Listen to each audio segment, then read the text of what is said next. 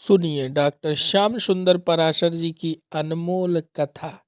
आज की इस चतुर्थ दिवसीय कथा के तृतीय भाग में भक्तों आप लोगों को राजा बलि के पावन चरित्र और राक्षस कुल में होते हुए भी किस प्रकार वह परम भागवत बने और प्रभु के द्वारा उनका उद्धार किया गया, इस विशेष कथा को आज की इस श्रीमद् भागवत कथा में आप लोग सुनेंगे।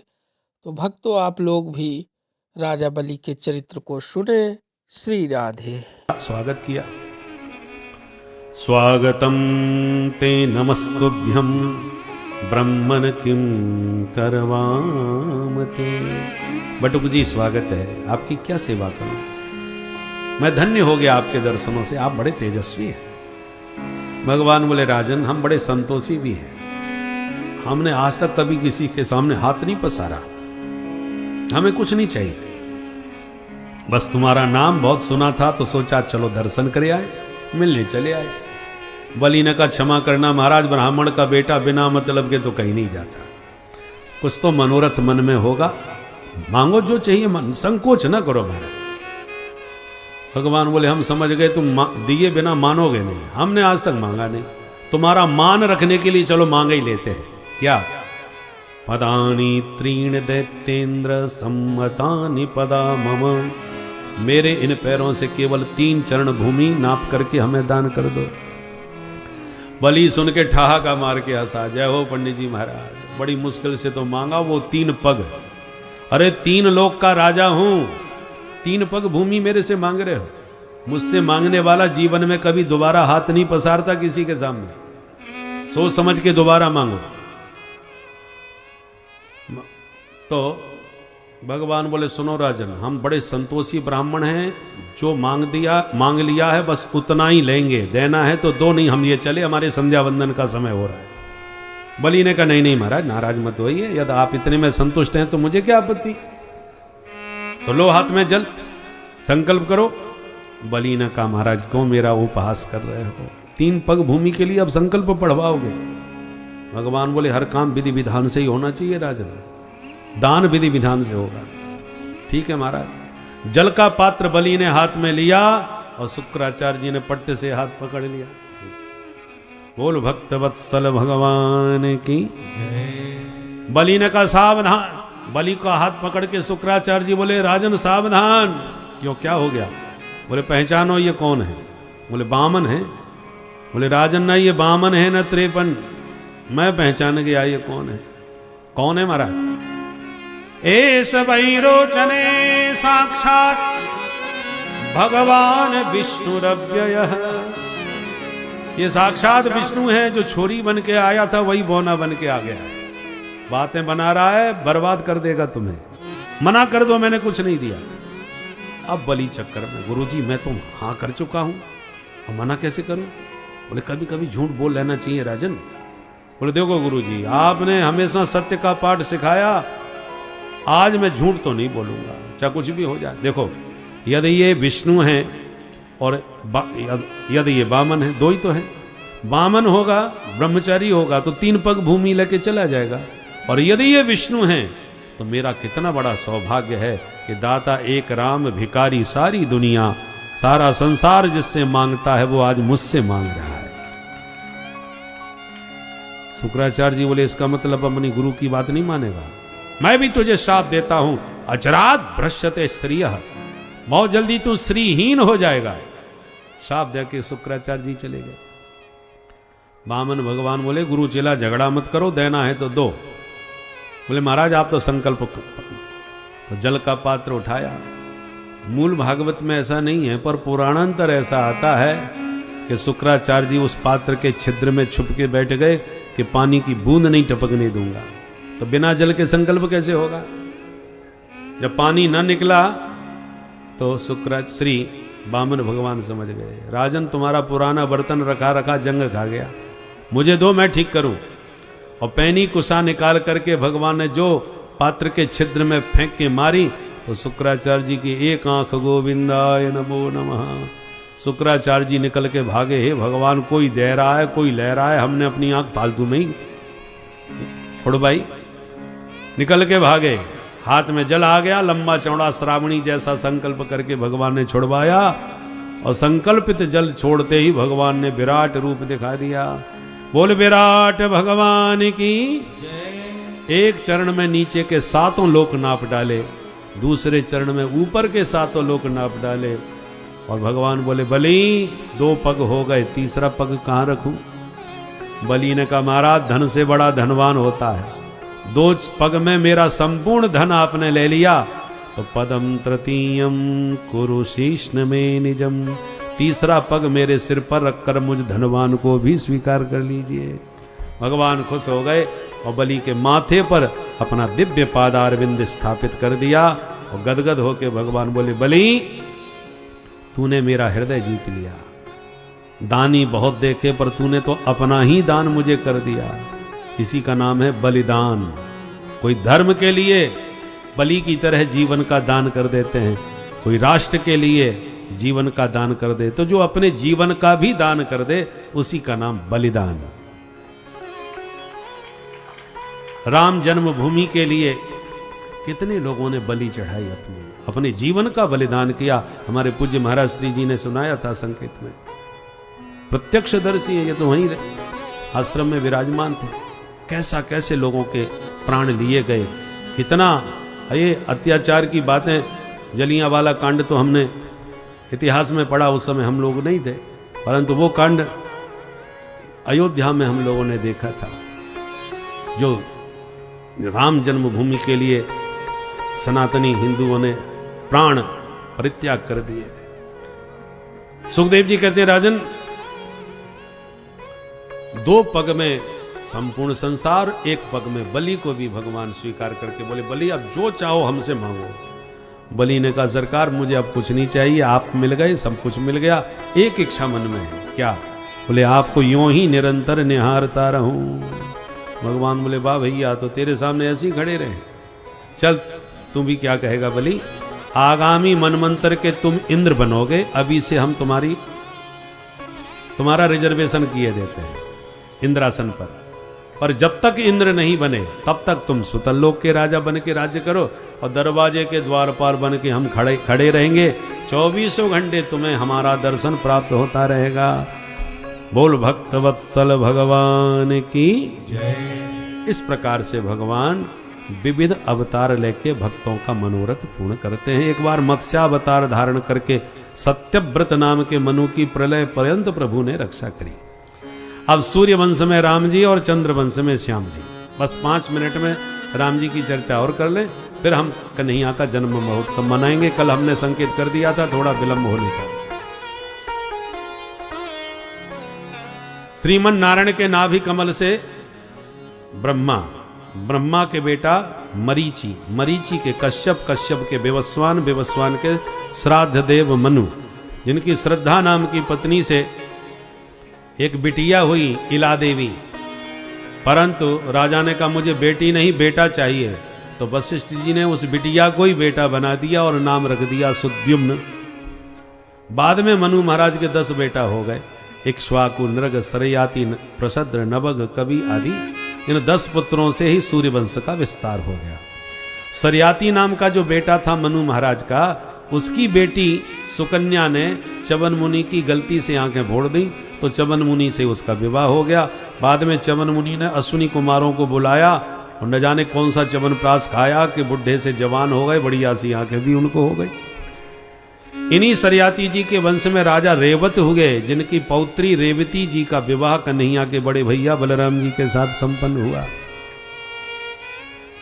मनु महाराज के दूसरे बेटा थे नभग के नाभाग के महाराज अम्बरीश हुए, जिन अम्बरीश महाराज का विरोध करके शुक्र श्री दुर्वासा मुनि के पीछे ऐसा सुदर्शन चक्र चला कि भागते फिरे बेचारे ब्रह्मा विष्णु महेश सबकी शरण में गए। तब भगवान ने भी हाथ खड़े करते हुए दुर्वासा जी से कहा, अहम भक्त पराधीनो यस्वतंत्र इव द्विज। ब्राह्मण देवता, मैं भक्तों के अधीन रहता हूँ, अपना कल्याण चाहो तो मेरे भक्त की शरण में जाओ, वही तुम्हें बचाएगा। तब दुर्वासा जी 1 साल भागते भागते अंत में अम्बरीश के चरणों में गिरे और अम्बरीश ने प्रार्थना करके सुदर्शन चक्र को शांत किया। ऐसे परम भक्त अम्बरीश हुए। दुर्वासा जी कान पकड़ के बोले, अहो अनंत दासानाम महत्वम दृष्ट मध्य में। हे प्रभु, आपके दासों का महत्व आज हम जान गए। ऐसे भक्त अम्बरीश, इन्हीं के वंश में हुए सत्यव्रत। सत्यव्रत के ही वंश में राजा हरिश्चंद्र, हरिश्चंद्र के रोहित, रोहित के बाहुक, बाहुक के सगर, सगर की एक रानी के 60,000 बच्चे हुए, पर उन्होंने कपिल भगवान का अपमान कर दिया तो वो सब के सब भस्म हो गए। तो सगर की दूसरी रानी का बेटा था असमंजस, असमंजस के अंशुमान, अंशुमान के दिलीप, दिलीप के भगीरथ, भगीरथ भागीरथी गंगा जी को धराधाम पर शिव जी की जटाओं से होते हुए लाए और अपने पूर्वजों की राख का गंगा जी से जैसे ही स्पर्श कराया तो यज्जल स्पर्श मात्रेण ब्रह्मदंड हता अपि सगरात्मजा दिवम जगमु केवलम देह भस्म भी। गंगा मैया ने उनकी राख का स्पर्श करके सभी सगर पुत्रों का उद्धार कर दिया। बोल गंगा मैया की जय। भगीरथ लेके आए, इसलिए भागीरथी गंगा कहलाई।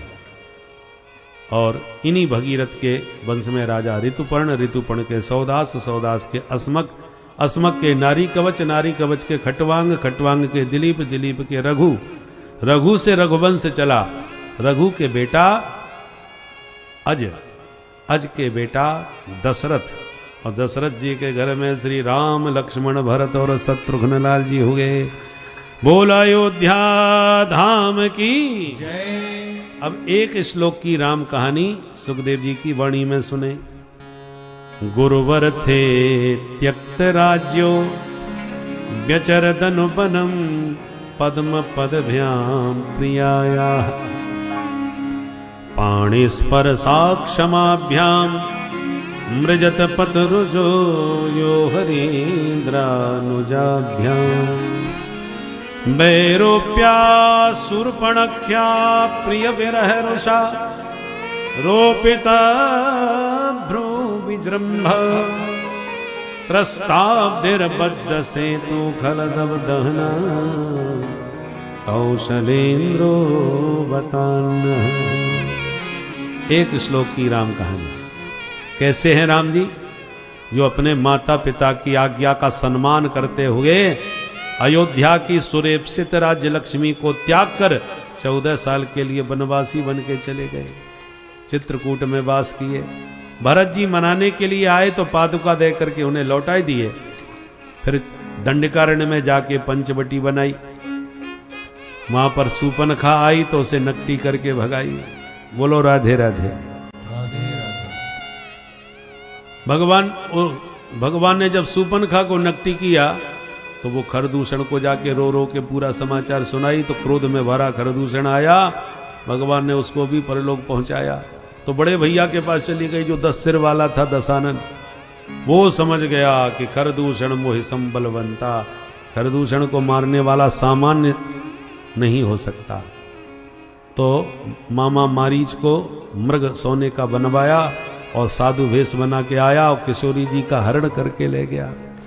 राम जी जानकी जी के विरह में बहुत व्याकुल होकर के विलाप किए, मन में एक ही पीड़ा कि जानकी ने जीवन में एक वस्तु मांगी और हम दे नहीं पाए। मांगा क्या था? सोने का मृग। पर क्या करें, जो मांगा था वो डुप्लीकेट सोने का मृग निकला, तो असली सोने का मृग मैं अब कहां से ढूंढ के दूं? पर ढूंढते ढूंढते असली सोने का मृग मिल गया। कौन सा? अतुलित बलधामम स्वर्ण शैलाभदेहम। अनंत बलवंत श्री हनुमंत लाल जी के जब दर्शन हुए, राम जी प्रसन्न हो गए। ये खरा सोने का मृग है। मृग नाम बानरों का भी है और अंतर इतना है, वो शाखा मृग के नाम से जाने जाते हैं। शाखा मृग के बड़ मनुसाई, शाखाते शाखा पर जाई। तो मुझे जानकी जी के लिए शाखा मृग सोने का मिल गया, और जानकी जी को पसंद आ जाए तो इसी को लेके अपने अयोध्या में चला जाए। इसलिए राम जी ने हनुमंत लाल जी को ही स्वर्ण मुद्रिका दे करके स्वर्ण नगरी में लंका में भेज दिए। जानकी जी ने जब हनुमान जी का रूप देखा, पहले तो डर गई, फिर मन में एक शंका हुई ये भी सोने का मृग है, वो भी सोने का मृग था, उसने धोखा दिया, कहीं इससे भी धोखा न मिले। एक कहावत है, दूध का जला छाछ को भी फूके ही पीता है। ये असली है कि नकली कैसे पता चले? खरा है कि खोटा? सोना, सोना खरा है खोटा ये कैसे पता चलेगा? बोले आग में तपा करके देख लो, पता चल जाएगा। तो लंका भी सोने की, हनुमान जी भी सोने के, हो जाए परीक्षा। लगे हाथ परीक्षा हो ही गई। रावण ने ही हनुमान जी की पूंछ में आग लगा दी, बदले में हनुमान जी ने रावण की मूंछ में आग लगा दी। उसकी लंका उसकी आंखों के सामने ही जला दी। सोने की लंका जल गई, पर हनुमान जी का पूंछ का बाल भी बांका नहीं हुआ। जानकी जी गदगद हो गई। मन में सोचा, मैंने जो देखा था वो नकली सोने का था, प्रभु ने जो भेजा है वो असली सोने का शाखा मृग है। खूब आशीर्वाद दे के पवन पुत्र को विदा किया। और हनुमंत लाल जी ने सारा समाचार आकर के जब राम जी को सुनाया तो त्रस्ताब्धिर बद्ध सेतु, समुद्र पर सेतु बंधन किया। और लंका में प्रभु ने दल बल के साथ प्रवेश किया। और खल दव दहन, जैसे दावाग्नि बन के पूरे वृक्षों को जला डालती है, ऐसी राम जी की क्रोधाग्नि में सारे निशाचर समाप्त हो गए। और रावण कुंभकर्ण मेघनादि का वध करके भगवान ने शरण में आए विभीषण को लंकाधिपति बना दिया। और जानकी जी को पुनः प्राप्त करके पुष्पकारूढ़ राम जी लौट करके 14 वर्ष के बाद पुनः अयोध्या के अवधेश बने। ऐसे राजा राम जी के पावन चरण कमलों में बारंबार प्रणाम है। बोलो अयोध्या नाथ की जय। ये रही राम जी की सुंदर राम कथा, एक श्लोक की। अन्यथा चरितम रघुनाथस्य शतकोटि प्रविस्तरम, एकैकमक्षरम पुंसाम महापातक नाशनम। राम जी के चरित्र तो अनंत हैं, हरि अनंत, हरि कथा अनंता, कौन कह सकता है। भगवान के चरित्रों की यही विशेषता है, एक श्लोक में भी सुना देते हैं और हजारों मुखों से शेष गाते रहें तब भी पूरा नहीं हो सकता, इतने अनंत चरित्र हैं। अब चलिए राम जी को प्रणाम करते हैं और एक बार राम जी की स्तुति गाते हैं, फिर कन्हैया का जन्मोत्सव मनाते हैं। श्री रामचंद्र कृपालु भजो मन, हरन भव भय दारुणम्। श्री रामचंद्र कृपालु भज मन, हरन भव भय दारुणम्। नव कंज लोचन कंज भोग कर, कंज पद कंज लोचन कंज भोग कर, कंज पद कंजारुणम्। कंदर्प अगणित अमित छवि, नवनील नीरज सुंदरम्। कंदर्प अगणित, सभी गाइए। अमित छवि नवनील नीरज सुंदरम्। पट पीतमानहु तडित रुचि, सुचि नौमि जनक सुतावरम्।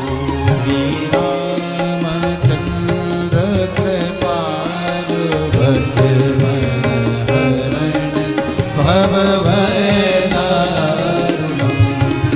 भजो दीन बंधु दिनेश दानव, दैत्य वंश निकंदनम्। भजो दीन बंधु दिनेश दानव, दैत्य वंश निकंदनम्।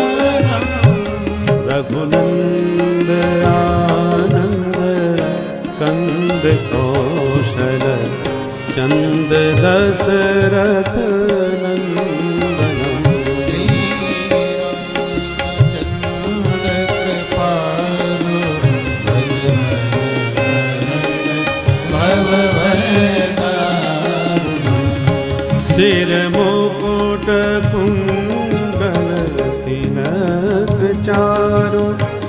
उदारो अंग विभूषण सिर मुकुट कुंडल तिलक चारुता अंग विभूषणम् आजानु भुज सरचाप धर संग्राम जित खर दूषणम्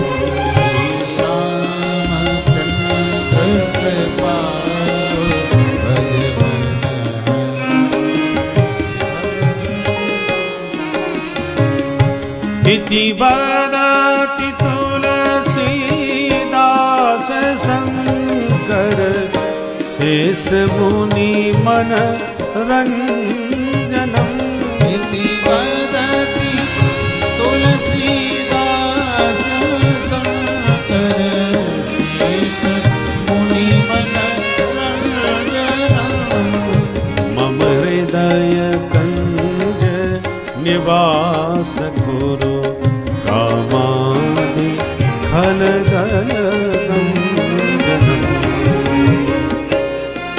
चंद्र कृपाल भज मन वर्ण भव भय दारुणम् श्री राम जय जय राम श्री राम जय जय राम सिया राम। बोल अयोध्या नाथ की अयोध्या धाम की जय जय जय श्री सीताराम। अथातः श्रूयतां राजन् वंशः सोमस्य पावनः यस्मिन् ऐलादयो भूपा कीर्त्यन्ते पुण्यकीर्तयः। अब बड़े पुण्यात्माओं का चंद्र वंश श्रवण करें। श्रीमन नारायण के नाभि कमल से ब्रह्मा, ब्रह्मा के बेटा अत्रि, अत्रि के बेटा चंद्रमा, इनसे चला चंद्रवंश। चंद्रमा के बेटा बुध, बुध के बेटा पुरुरवा जिनका दूसरा नाम ऐल, उर्वशी अप्सरा से इनका विवाह हुआ, बेटा हुए 6 आयु, श्रुतायु, सत्यायु, रय, जय और विजय। इसी वंश में आगे चल के राजा हुए नहुस, नहुस के भी बेटा 6 यति, ययाति, संयाति, आयति, बियति और कृति। उनमें जो ययाति नाम के दूसरे बेटा थे उन्होंने 2 विवाह किए देवयानी और शर्मिष्ठा के साथ। दोनों रानियों से 5 बेटा हुए यदु, तुर्वसु, द्रुह्यु, अनु और पुरु। सबसे छोटे बेटा पुरु ने अपनी जवानी पिता को देकर उनका बुढ़ापा ले लिया, तो पिता ने पुरु को ही सबसे बड़ा सम्राट बना दिया। और इसी पुरु वंश में राजा हुए दुष्यंत, जिन्होंने शकुंतला से विवाह करके परम प्रतापी पुत्र भरत को जन्म दिया। और इसी भरत के वंश में पांडवों का जन्म हुआ, और इसी वंश में परीक्षित तुम्हारा जन्म हुआ है। इसलिए भगवान अर्जुन को भारत कह के बुलाते थे, क्योंकि ये भरत वंशी राजा थे। ये तो रही पुरु वंश की बात जिसमें परीक्षित हुए। अब पुरु के बड़े भाई थे यदु, उनसे यादव वंश चला, जिन यदुवंश में महाराज अजमीढ़ हुए, देवमीढ़ हुए, सूरसेन हुए, आनक दुंदुभी हुए। आनक दुंदुभी ही बड़े होकर के वसुदेव के नाम से जाने गए, जिन वसुदेव जी की पत्नी देवकी के द्वारा 8 बेटा और 1 बिटिया भई, उसमें 8वें पुत्र हो गए हमारे कृष्ण कन्हैया। और जो बिटिया भई वो परीक्षित तुम्हारी दादी मैया, जिनका नाम है सुभद्रा। जिन सुभद्रा के बेटा, सुभद्रा का विवाह अर्जुन से हुआ और उनके बेटा हुए अभिमन्यु। और अभिमन्यु के बेटा हुए हैं परीक्षित, जो भागवत सुन रहे हैं सुखदेव जी से। इसलिए सुखदेव जी कहते हैं तब राजन पितामही, तुम्हारी दादी माँ का जन्म हुआ था। और जैसे राम कथा कही वैसे एक श्लोक में कृष्ण कथा भी कह डाली। तो तुरंत परीक्षित हाथ जोड़ के खड़े हुए, सुनो सुनो महाराज, अब बिल्कुल हड़बड़ी नहीं होनी चाहिए। तो बोले कथितो वंश विस्तारो भवता सोम सूर्ययो राज्ञां चोभय वंश्यानां चरितं परमाद्भुतम्। आपने सूर्य चंद्र वंश की वंशावली बहुत लंबी चौड़ी सुना डाली, और जब मेरे प्यारे प्रभु की चर्चा आई तो एकदम आपने चटपटी दिखाई। ऐसे काम नहीं चलेगा महाराज। विस्तार से मुझे पूरी कृष्ण कथा सुननी है, क्योंकि कृष्ण कथा भवरोगी की मीठी दवा है, होम्योपैथिक दवा है ये। 4-4 गोली चूसते जाओ, मुंह भी मीठा हो जाए, बीमारी भी जड़ से निकल जाए। ऐसी भगवान की मधुर कथा कानों से सुनते जाओ, जन्म मरण रूपी भव व्याधि से छुटकारा पाते जाओ। भवौ सदा श्रोत्र मनोभिरामा, भवरोग की ये मधुर औषधि है। मेरे पितामह पांडवों को कौरवों की विशाल सेना के समुद्र से प्रभु ने उन्हें पार लगाया था। मेरी माँ उत्तरा के गर्भ में आकर के भी मुझे नया जीवन दान दिया था। ऐसे प्रभु की कथा में कंजूसी नहीं होनी चाहिए।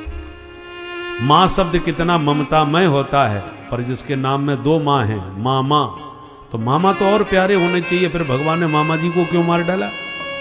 बहुत सारी जिज्ञासाएं मन में है, इसलिए विस्तार से आप सुनाइए। गदगद हो गए सुखदेव जी और बोले, परीक्षित थोड़ा जलपान कर लो, बाल भोग कर लो, फिर कथा सुनाता हूं। 4 दिन से तुमने कुछ खाया पिया नहीं है। परीक्षित बोले, सच कहता हूं महाराज, एक वो दिन था कि एक दिन मुझे खाने पीने को नहीं मिला, तो मैंने दुखी होकर के बाबा जी के गले में मरा सांप डाल दिया था। पर सच कहता हूं आज 4 दिन हो गए, भूख प्यास का पता ही नहीं चल रहा। नई साच दुस्सहा क्षुण्माम त्यक्तो दमपि बाधते पिबंतम पन मुखाम भोज च्युतम हरि कथामृतम। क्योंकि आपके मुखारविंद से जो प्रभु के पावन चरित्र प्रवाहित हो रहे हैं, वो ऐसा अमृत है, इसको पी के ना भूख लग रही है ना प्यास, चकाचक बस यही पिलाते रहो। सोई सुखदेव जी खुश हो गए। अच्छा परीक्षित, ध्यान से सुनो। जब इस पृथ्वी पर चारों तरफ अत्याचार, दुराचार, भ्रष्टाचार और पापाचार छा गया, तो पृथ्वी दुखी होके दुष्ट राजाओं से पीड़ित होकर के गाय का रूप बना के गोविंद की शरण में गई। देवताओं सहित सबने मिलकर पुरुष सूक्त से स्तुति करी। भगवान ने ब्रह्मा जी को प्रेरित किया, तो ब्रह्मा जी ने देवताओं से आदेश दिया, वसुदेव गृहे साक्षात भगवान पुरुष पर। सुनो भाई देवताओं, मथुरा मंडल में भगवान वसुदेव जी के घर में बहुत जल्दी प्रकट होने वाले हैं, और अकेले नहीं आ रहे। जनिष्यते तत्प्रिया, उनकी प्राण प्रिया भी प्रकट होंगी बरसाने में वृषभानु नंदिनी बन के। तो आप लोग भी अकेले मत जाना। संभवन्तु सुरस्त्रियः, तुम भी अपनी अपनी स्त्रियों को साथ में लेके जाओ जुगल जोड़ी से स्वागत करने के लिए। जब किसी देश का राष्ट्राध्यक्ष जुगल जोड़ी से आता है हमारे देश में, तो हमारे भी जनप्रतिनिधि जुगल जोड़ी से ही उनकी अगवानी करने के लिए पहुंचते हैं। अब ये बात अलग है कि प्रतिनिधि, हमारे जनप्रतिनिधि के पास जोड़ी ही नहीं हो, तो फिर तो अकेले जाना ही पड़ेगा। बाकी प्रायः जुगल जोड़ी से ही अगवानी की जाती है। पर इस समय तो महाराज हमारे प्रदेश में और देश में दोनों ही जगह सिंगल है, इसलिए चले जाते हैं अकेले, नहीं तो प्राय जुगल जोड़ी से उनका स्वागत किया जाता है। इसलिए देवताओं को ब्रह्मा जी ने आदेश दिया, अकेले अकेले मत जाना। संभवन्तु सुरस्त्रियः, अपनी स्त्रियों को साथ में लेके जाओ, क्योंकि सरकार भी जुगल जोड़ी से पधार रहे हैं। मथुरा भगवान यत्र नित्यम सन्निहितो हरि। मथुरा मोक्षदापुरी है, यहाँ के राजा हैं महाराज उग्रसेन, बड़े धर्मात्मा, और पापी बेटा हो गया, नाम है जिसका कंस। कस हिंसायाम धातु से कंस शब्द बनता है, माने हिंसा में, मार काट में ही जिसको आनंद आता हो, मजा आता हो, वो कंस। बड़ा क्रूर, बड़ा दुष्ट। एक दिन अपने बाप को ही उठा के जेल में पटक दिया और बोला, तुम कुर्सी ही नहीं छोड़ना चाहते, तुम्हारे मरने की कब तक प्रतीक्षा करूं, अब तुम आराम करो, हम सब संभाल लेंगे सत्ता को। तख्ता पलट कर दिया, कुर्सी पर जबरदस्ती सिंहासन पर बैठ गया। पर जनता है, सब जानती है, कानाफूसी जनता में होने लगी, जो बाप का नहीं हुआ वो आपका क्या होगा। तब तो कंस को लगा कहीं तख्ता पलट हमारा ना हो, जनता यदि विद्रोह कर दे तो बड़े बड़े सत्ताधारियों को पलट सकती है। तो मंत्रियों से कहा कि क्या किया करना चाहिए। मंत्रियों ने कहा, अच्छे काम करो महाराज, जनता प्रभावित हो जाएगी। ये जनता 1 मिनट में सब भूल जाती है, चाहे गोली चलवा दो, चाहे कुछ भी करवा दो, और जहां तनिक मीठी बाणी से आपने कुछ भी करो तो तुरंत गदगद हो जाती, सब बातें भूल जाती है। 5 साल तक कौन याद रखता है। इसलिए फिर भी तुम्हें कुछ अच्छा काम करना चाहिए, तो तुम्हारे अत्याचार सब भूल जाएंगे। कंस ने क्या किया, अपनी चचेरी बहन देवकी का वसुदेव जी के साथ धूमधाम के साथ विवाह किया और इस विवाह में पूरी मथुरा को दुल्हन की तरह सजा दिया। इतना दान दहेज दिया, देखने वाले दंग रह गए। सारी प्रजा कहने लगी, भाई सगी बहन न सही परंतु कितनी उदारता के साथ महाराज उसका विवाह कर रहे हैं। ऐसा विवाह नहीं देखा आज तक हमने। जब कोई बहुत जोरदार विवाह होता है तो पूरे विश्व में चर्चा हो जाती है। महाराज बोले 5,000 करोड़ रुपया खर्च किए भैया, बड़ा जोरदार विवाह हुआ है। तो इस कंस के द्वारा किए हुए इस विवाह की भी चर्चा चारों तरफ फैल गई। तो कुछ लोग कहने लगे, महाराज कंस देखने में बड़े कठोर लगते हैं परंतु दिल के तो बहुत अच्छे हैं। देखो अच्छे दिल के ना होते तो इतनी उदारता के साथ ऐसा विवाह करते।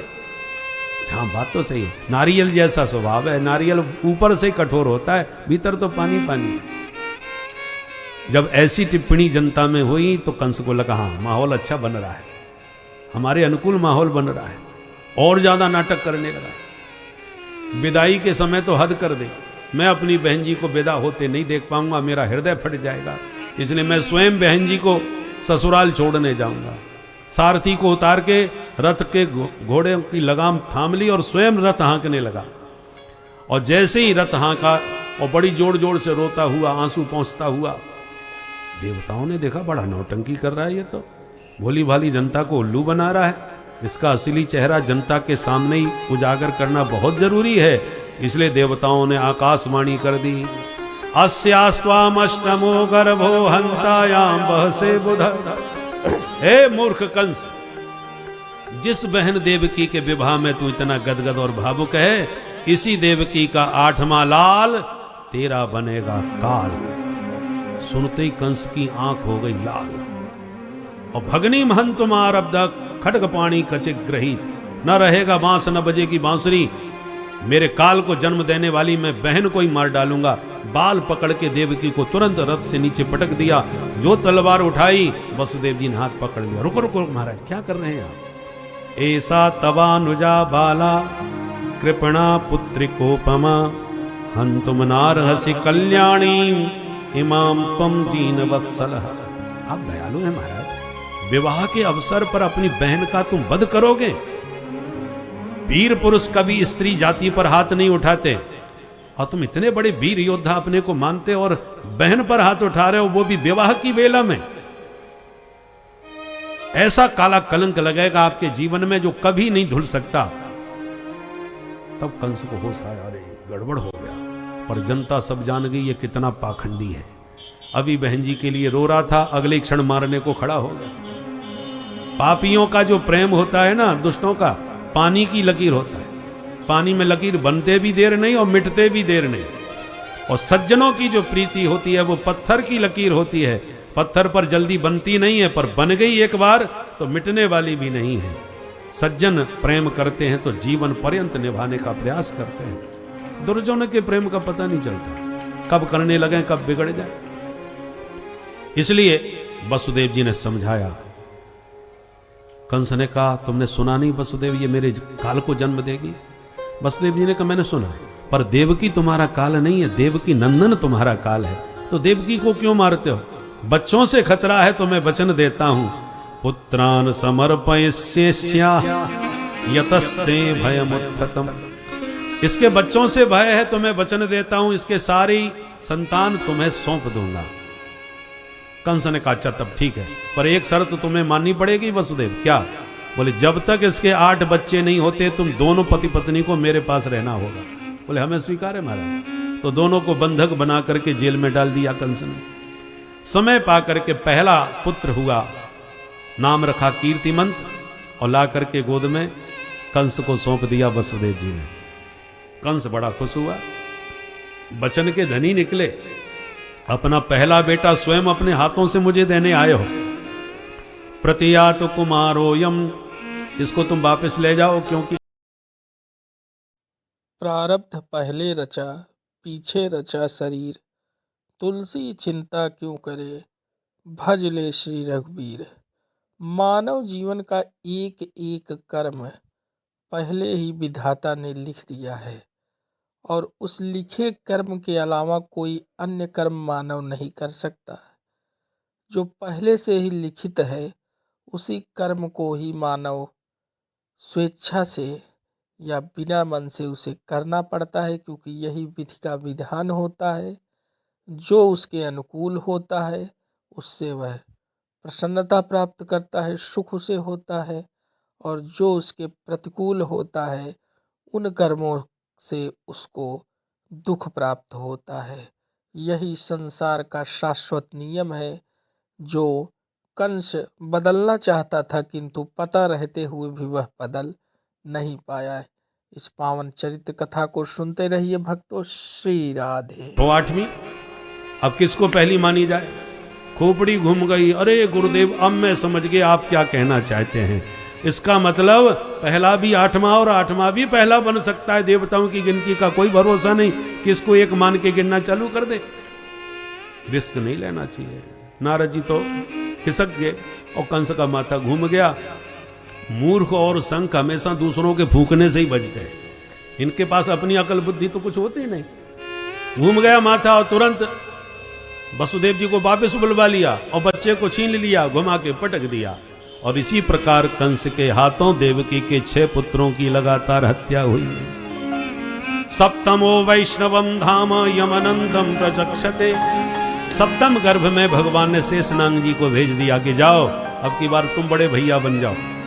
और योग माया को बुला के कहा, एक काम तुम भी करो। क्या? शेष जी को देवकी के गर्भ से कर्षित करके रोहिणी के गर्भ में स्थापित कर दो, गर्भांतरण प्रक्रिया के द्वारा, और तुम यशोदा मैया की बेटी बन जाओ।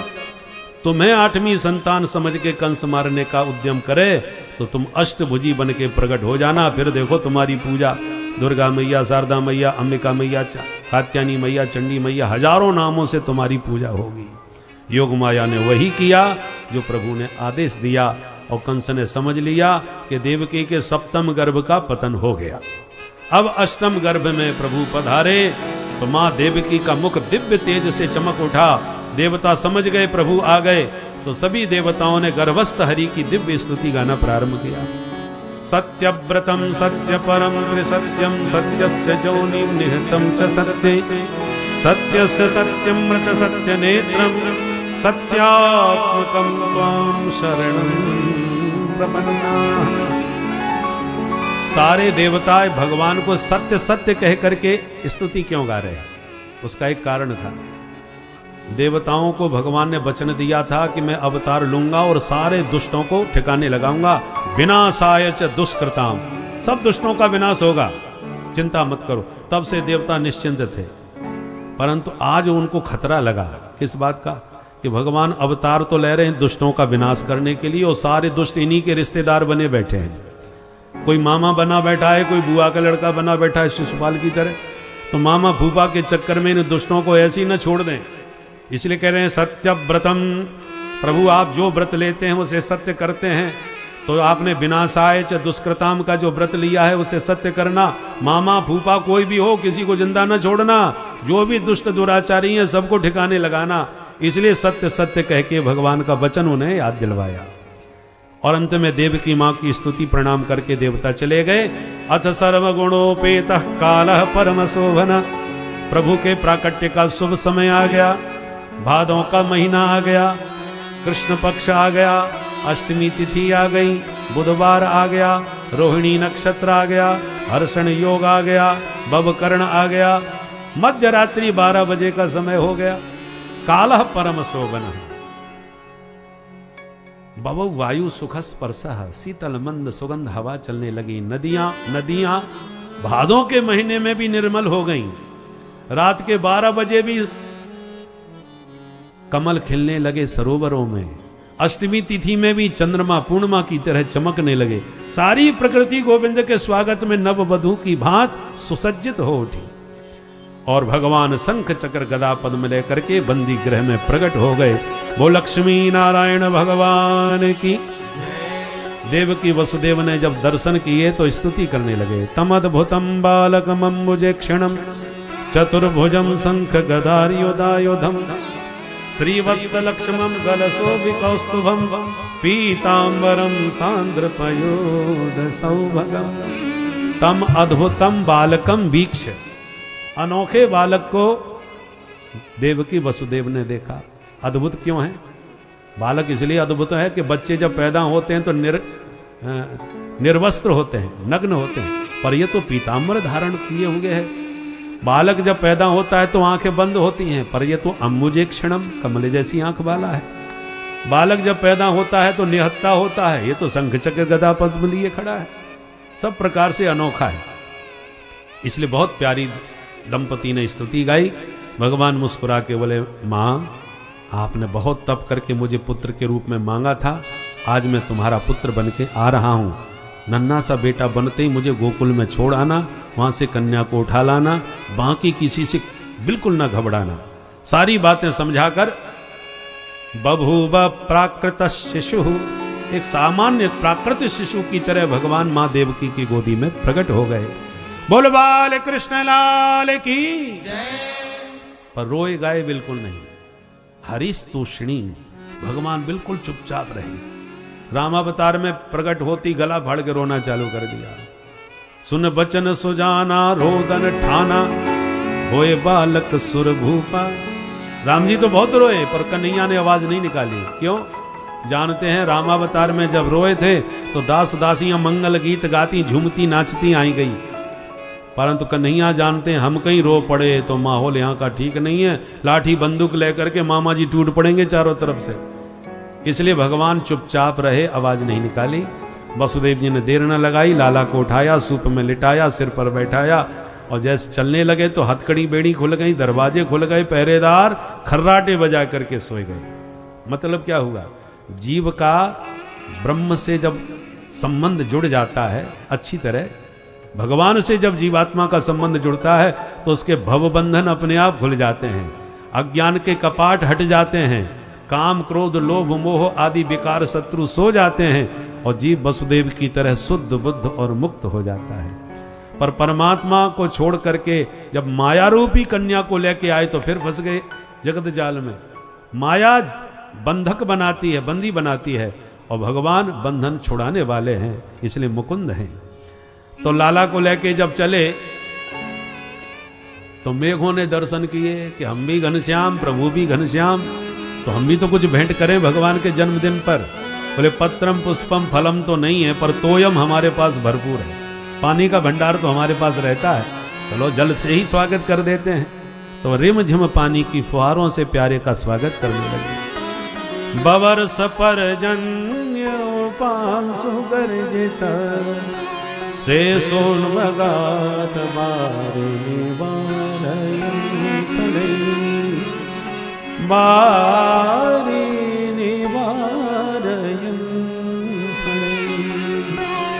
पानी की फुहारों से मेघों ने स्वागत किया। हजार फनतान के शेष भगवान पीछे पीछे छत्र बन के चल पड़े। जमुना जी ने देखा कि होने वाले पचदेव पधार रहे हैं, बिना पाद प्रक्षालन के नहीं जाने दूंगी, तो उमड़ पड़ी जमुना में धारा। वसुदेव जी के कंठ तक पानी पहुंच गया यमुना जी का।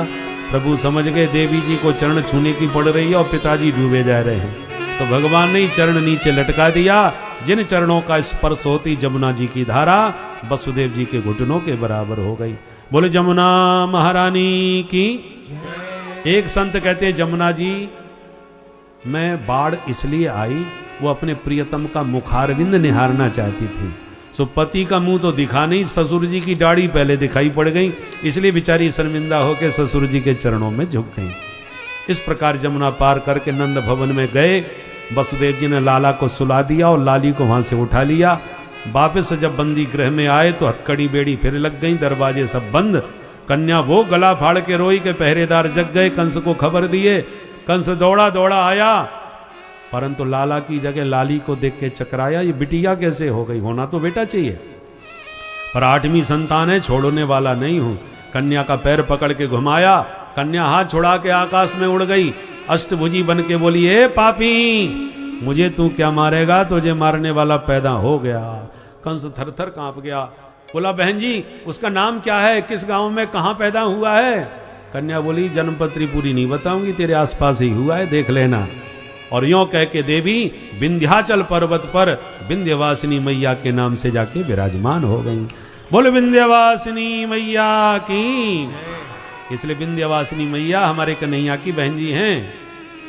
आज भी वहां के पंडा पुजारी ये संबंध मानते हैं ब्रजवासियों से। इधर कंस देवकी के चरणों में गिर के रोता हुआ बोला, बहन जी आज पहली बार पता चला है ये देवी देवता भी आजकल झूठ बोलने लगे हैं। देवताओं ने कहा था कि तेरा लाल मेरा काल बनेगा, तूने भी सुना बहन, और ये देवी कह रही है तेरा काल कहीं पैदा हो गया। तो इन दोनों में कोई तो एक झूठा होगा कि नहीं, या देवी झूठी या देवता झूठे। कैसा बुरा जमाना आ गया। देवम अपि अनृतम भक्ति नमर्त्या एव केवलम। मनुष्य ही झूठ नहीं बोलते, देवता भी वहां झूठा हो गए। मुझे माफ करना बहन जी। और यूं कह के देवकी वसुदेव को मुक्त करके कंस घर चला गया। उधर नंद भवन में अब क्या हुआ। नंदस्त्वात्मज उत्पन्ने जाता ह्लादो महामना। नंदस्त्वात्मज उत्पन्ने जाता ह्लादो महामना। आहूय विप्रान् वेदज्ञान् स्नातः शुचिरलङ्कृतः। आहूय विप्रान् वेदज्ञान् स्नातः शुचिरलङ्कृतः। वाचयित्वा स्वस्तयनं जात कर्मात्मजस्य वै। वाचयित्वा स्वस्तयनं जात कर्मात्मजस्य वै। कारयामास विधिवत् क्षेत्रदेवार्चनं तथा। कारयामास विधिवत् क्षेत्रदेवार्चनं तथा। नन्दस्वात्मज उत्पन्ने जाता ह्लादो महामना। नंदस्वात्मज उत्पन्ने जाता ह्लादो महामना। जाता ह्लादो महामना। जाता ह्लादो महामना। बोल नंद के लाला की जय। अब केवल 2 मिनट से यहां से ब्रज की कथा प्रारंभ हो रही है, तो आपको ब्रज भाषा में ही सुनाते हैं। बुंदेली और ब्रज भाषा वो क्षेत्र लगभग शब्द मिलते जुलते से हैं और आपको समझ में अच्छी तरह आएंगे। प्यार से सुनिए। नंद बाबा 90 साल के डोकरा है गए, पर छोरा छापरो कोई ना भयो। एक दिन संत महंतन की मंडली आई और अयोध्या के बड़े बड़े संत महात्मा सब ब्रज में पधारे। नंद बाबा ने सबन को खीर मालपुआ रबड़ी चकाचक घुटवाई और खाए पी करके महंती जी के मोहते आशीर्वाद निकस गए। और नंद बाबा पुत्रवान भव। सोई नंद बाबा हाथ जोड़ के बोले, महाराज 90 साल के बुढ़ापे में कैसो आशीर्वाद दे रहे हो, अब तक तो कोई छोरा भयो ना है। तो तेरे एक लाला ना है? बोले ना है महाराज, अब तक तो है ना है, आगे की खबर ना है। महंती जी बोले, भगवान जाने कैसे मुंह से ये आशीर्वाद निकल गए, और छोरा तो अब होके ही रहेगा, और जब तक तेरे लाला ना होएगो तब तक तेरो घर छोड़वे बारे ना है। भजन करेंगे, अनुष्ठान करेंगे, पुरस्करण करेंगे, और तेरे लाला होके ही रहेगो, ये हमारो वचन है। अब तो नंद बाबा बड़े खुश है गए, महाराज आपकी कृपा ते 9 लाख गैया हैं, रोज रबड़ी घुटन दे, कोई काऊ बात की कमी ना पड़े वे बारी, बस आशीर्वाद सफल होना चाहिए। संतन के आशीर्वाद को चमत्कार है गया कि जसोदा के पांव भारी है गए। बात फैल गई पूरे ब्रज में, जसोदा के छोरा हुए वे 12 है। खुशी के मारे गोपियन ने 84 गज के लहंगा सिलवाए लिए, बढ़िया चुनरी बनवाई ली। जादना जसोदा के लाला होएगो, बाद ने यही लहंगा चुनरी में जाऊंगी लेके बधाई। छोरा भयो ना, 6 महीना पहले से तैयारी चालू है गई। नंद बाबा अपनी बहन जी को लिबावे पहुंच गए। सुनंदा जल्दी घर चल, तू बुआ बनवे बारी है। खुशी के मारे सुनंदा जी दौड़ी दौड़ी 4 महीना पहले ही चली आई और जसोदा भाभी की भाग भाग के खूब सेवा करने लगी।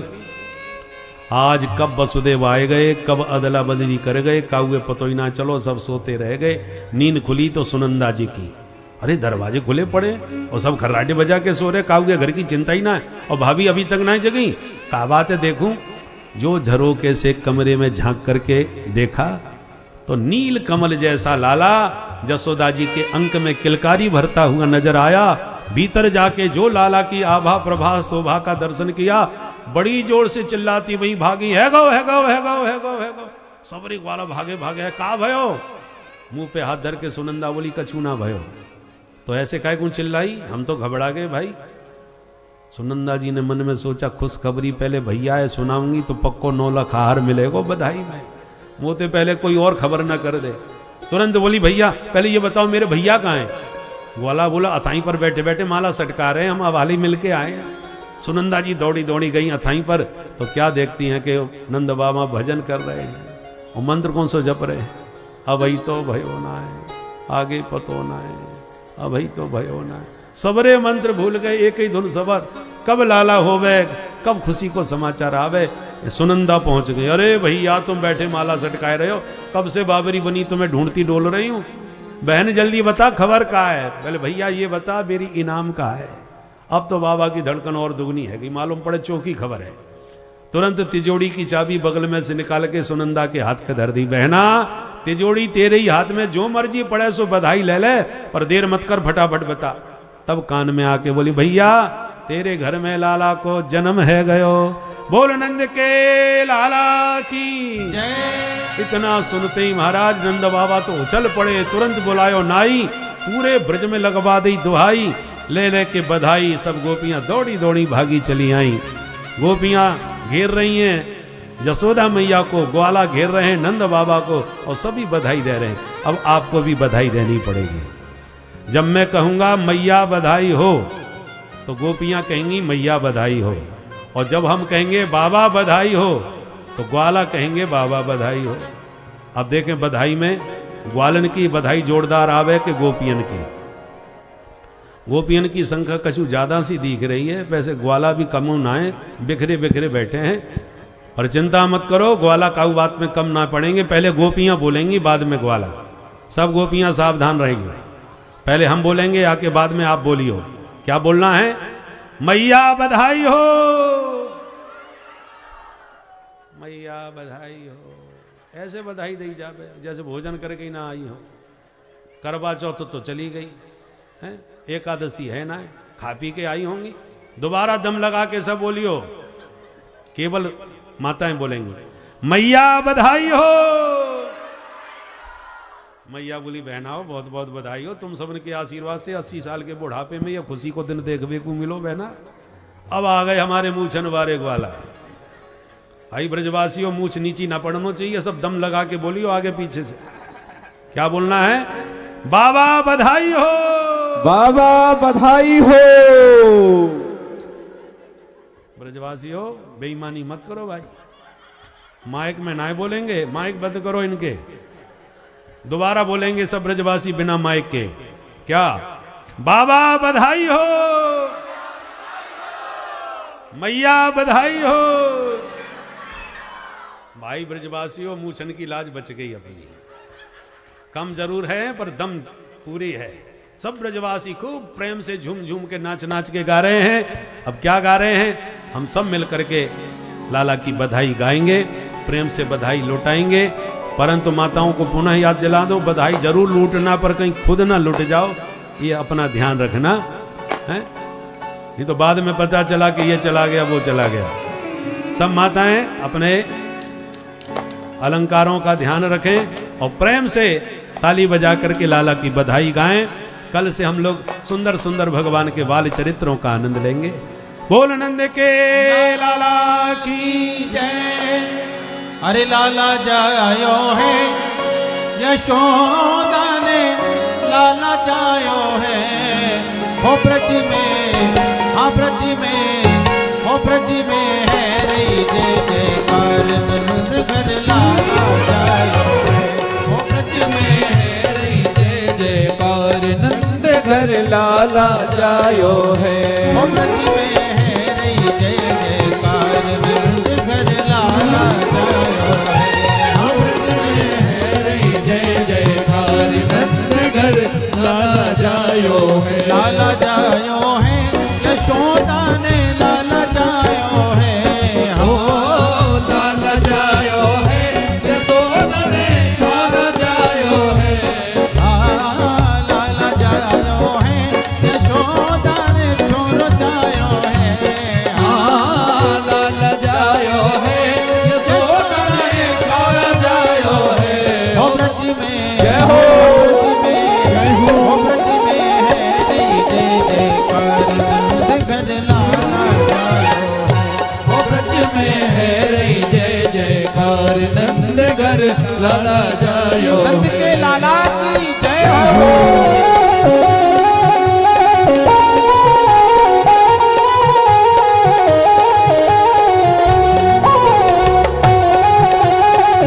बधाई हो।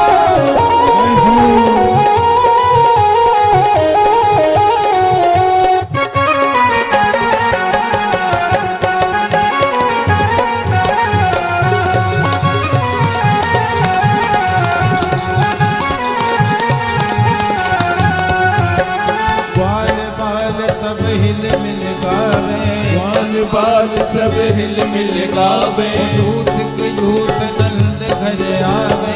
दूत के यूत नंद घर आवे। दूत के यूत नंद घर आवे। यूत के यूत नंद घर आवे। ओ ब्रह्मानंद समान आज सुख सबने पायो है। हो ब्रह्मानंद समान आज सुख सबने पायो है। ओ ब्रज में ओ ब्रज में है रे जय जयकार नंद घर लाला जायो है। ओ ब्रज में है जय जयकार नंद घर लाला जायो है। हाँ ब्रज में है रे जय जयकार नंद घर लाला जायो है। ओ ब्रज में है जय जयकार नंद घर लाला जायो है।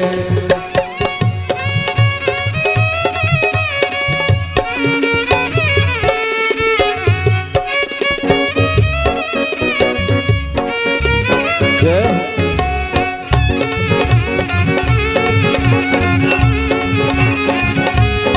हो।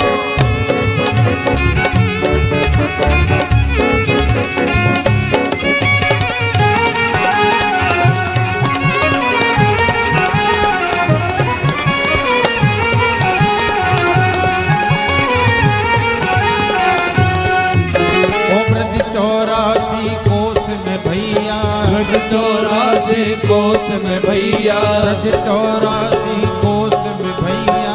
ब्रज 84 कोस में भैया। सबई कहे धन यशोदा मैया। सबई कहे धन यशोदा मैया। सबई कहे धन यशोदा मैया। सबई कहे धन यशोदा मैया। ओ 80 साल की आयु में सुख ऐसो जायो है।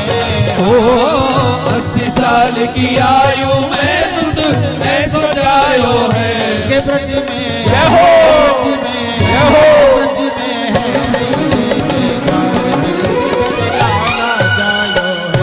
ब्रज में है रे जय जयकार नंद घर लाला जायो है। ओ ब्रज में है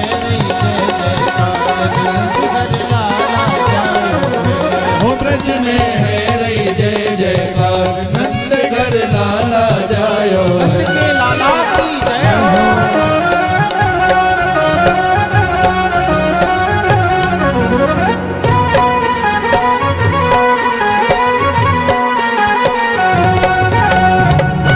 जय हो।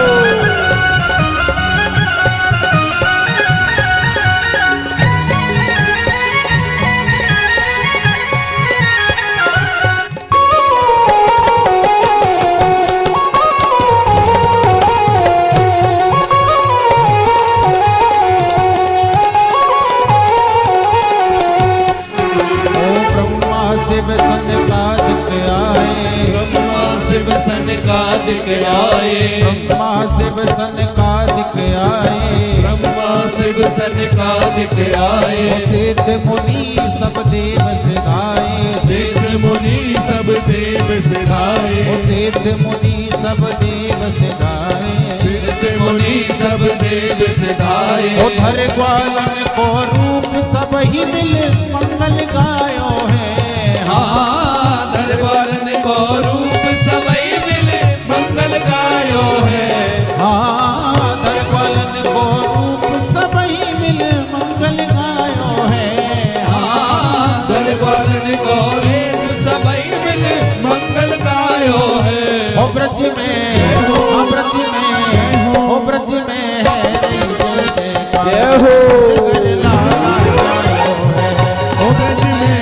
रे जय जयकार घर लाला जायो है। ओ ब्रज में है जय जयकार नंद घर लाला जायो है। ओ ब्रज में है रे जय जयकार नंद घर लाला जायो है। ओ ब्रज में है जय जयकार नंद घर लाला जायो है। लाला जायो है यशोदा ने लाला जायो है। ओ लाला जायो है यशोदा ने लाला जायो है। हो लाला जायो है। हाँ यशोदा ने लाला जायो है। हाँ लाला जायो है यशोदा ने लाला जायो है। ओ ब्रज में जय हो। ब्रज में ओ ब्रज में है रे जय जय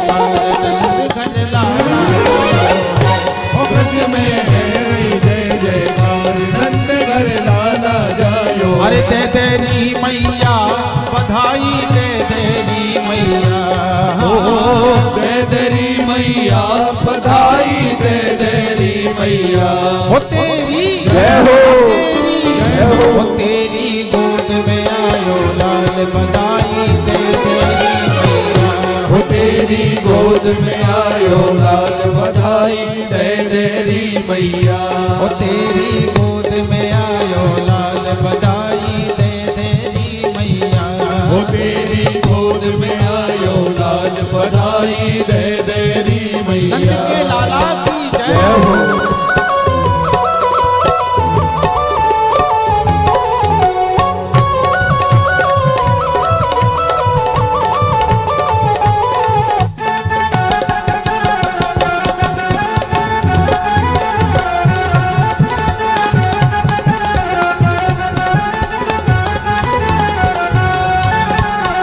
दे दे हमको अनधन मैया लहंगा चूनर साड़ी दे दे हमको अनधन मैया लहंगा चूनर साड़ी दे दे हमको अनधन मैया लहंगा चूनर साड़ी दे दे हमको अनधन मैया लहंगा चूनर साड़ी ओ कंजूसी से काम चलेगा दे दे मोटर गाड़ी हो कंजूसी से काम चले ना दे दे मोटर गाड़ी ओ कंजूसी से काम चलेगा दे दे मोटर गाड़ी कंजूसी से काम चले ना दे दे मोटर गाड़ी हो तेरी जय हो तेरी जय हो तेरी गोद में आयो लाल बधाई दे तेरी मैया हो तेरी गोद में आयो लाल बधाई दे दे री मैया हो तेरी गोद में आयो लाल बधाई दे तेरी मैया हो तेरी गोद में आयो लाल बधाई दे दे री मैया बधाई दे तेरी मैया बधाई दे दे तेरी मैया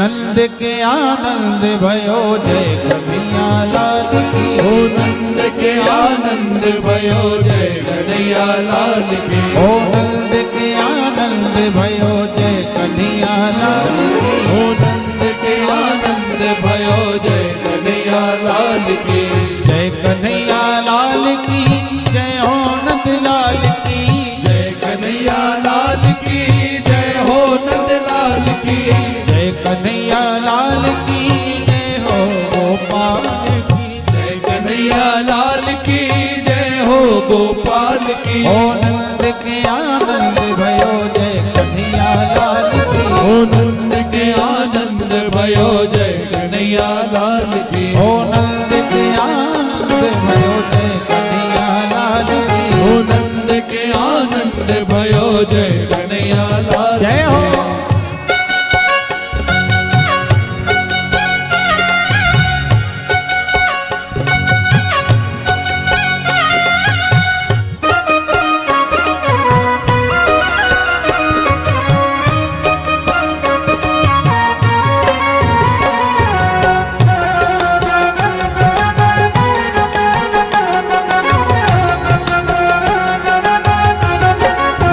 कौन को दे हाथी घोड़ा कौन को दे पालकी कौन को दे हाथी घोड़ा कौन को दे पालकी अरे चोरन को हाथी घोड़ा बूढ़न को पालकी चोरन को हाथी घोड़ा बूढ़न को पालकी आ चोरन को लाड़ू पेड़ा बूढ़न को लापसी चोरन को लड्डू पेड़ा बूढ़न को लापसी ओ नंद के आनंद भयो जय कन्हैया लाल की नंद के आनंद भये जय कन्हैया लाल की ओ नंद के आनंद भयो जय कन्हैया लाल की नंद के आनंद भयो जय कन्हैया लाल की ओ नंद के आनंद भयो जय कन्हैया लाल की नंद के आनंद भयो जय कन्हैया लाल की आनंद के आनंद भयो जय कन्हैया लाल की ओ नंद के आनंद भयो जय कन्हैया लाल की आनंद के आनंद भयो जय जय कन्हैया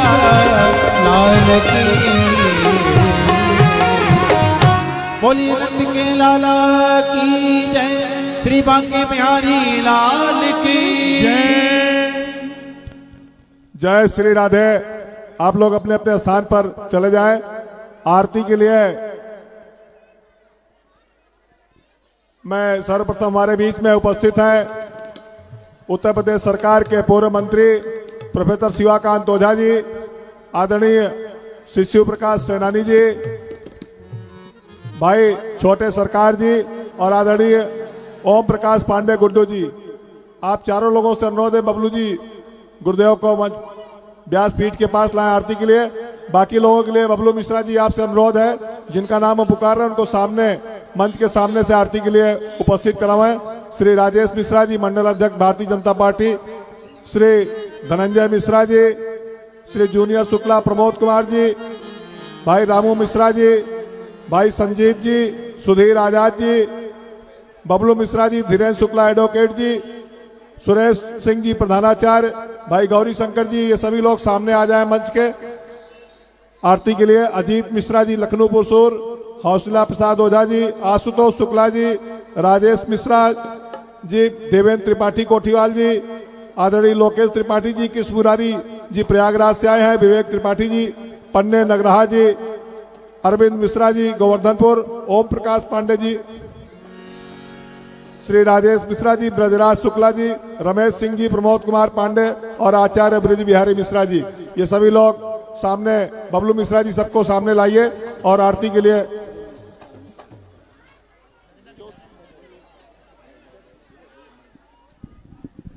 श्री राधे। आइए सभी भक्त अपने स्थान पर खड़े होकर ठाकुर जी की आरती का दर्शन करें। ओम ज्वालामालिन्यै नमः। ओम चंद्रमा मनसो जात चक्षुः सूर्यो अजायत श्रोत्राद्वायुषप्राण सम्मुखादग्निरजायत। आरती बाल कृष्ण की जय। आरती बाल कृष्ण की जय। अपनो जन्म सफल कर लीजिए। अपनो जन्म सफल कर लीजिए। श्री यशोदा को परम दुलारो। श्री यशोदा को परम दुलारो। बाबा की अखियन को तारो। बाबा की अखियन को तारो। हो गोपिन के प्राणन सो प्यारो। गोपिन के प्राणन सो प्यारो। दीन पर प्राण। सभी भूतों में स्थित वह परम तत्व, वह परम ईश्वर ही सच्चिदानंद घन स्वरूप है, जो अपने निराकार अवस्था में हर कण में व्याप्त है। किंतु भक्तों की इच्छा, भक्तों के प्रबल प्रेम को देखते हुए वही निराकार प्रभु साकार रूप कर धारण कर हर युग में प्रकट होते हैं और अपने भक्तों की समस्त इच्छाओं को पूर्ण करते हैं। तो यह लीलाधर प्रभु की लीलाएं, जिसमें भगवान के 8वें अवतार के रूप में भगवान श्री कृष्ण जी का प्राकट्य हुआ, और यह जो था लीला अवतार था, जिसमें भगवान ने अपने भक्तों की हर इच्छाओं को, जो जिस भाव से भगवान को भजता था, उन हर इच्छाओं को भगवान ने इस जन्म में पूर्ण किया या इस जन्म में पूर्ण करने के लिए ही प्रकट हुए। तो इस अनुपम लीला को आप आगे की कथाओं में सुने भक्तों। श्री राधे राधे। संग खेलत सुख पावे। सखन संग खेलत सुख पावे। सोई सुकृति जो इनको ध्यावे। कोई सुकृति जो इनको ध्यावे। ओ सोई सुकृति जो इनको ध्यावे। कोई सुकृति जो इनको ध्यावे। आवे